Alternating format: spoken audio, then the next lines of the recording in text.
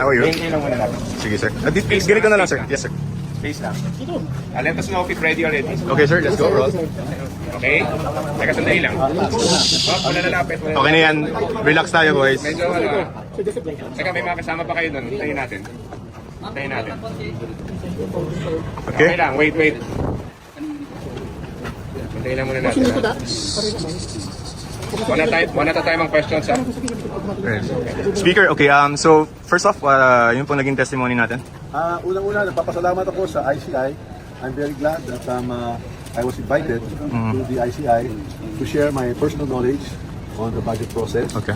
And of course, any information about the insertions on the technical, that is the basis of my invitation. I'm glad to have shared any and all personal knowledge and information to the ICI because I want to help the ICI in this investigation. I want to support the investigation, the fact-finding, to resolve the issues surrounding the concerns of the ICI. Sir, So papasalamat ako talaga sa member ng ICI that I was finally given an opportunity to share my side of the story. So, kumbaga sa ngayon po, it's about facts and evidence, Okay.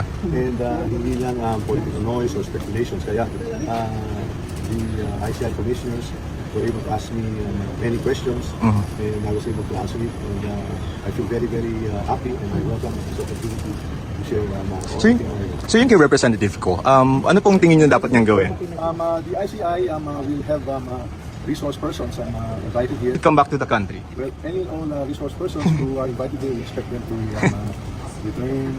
Sir, babalik po kayo sa commission? Sa ICI? I'm ready to come back to the commission anytime I'm invited, so that if I can share more information, I will do so. So yung comment lang is, Sir, you want to release your Salen? I will do at the instance of the commission. So, sir yung, Sir, pupunta po ba kayo sa DOJ? I'm not invited. sir yung pong sinabi nung witness ni Senator Marcoleta, would you like to comment yung kay Orly? Kasi, The mga witnesses that were presented are discredited already for having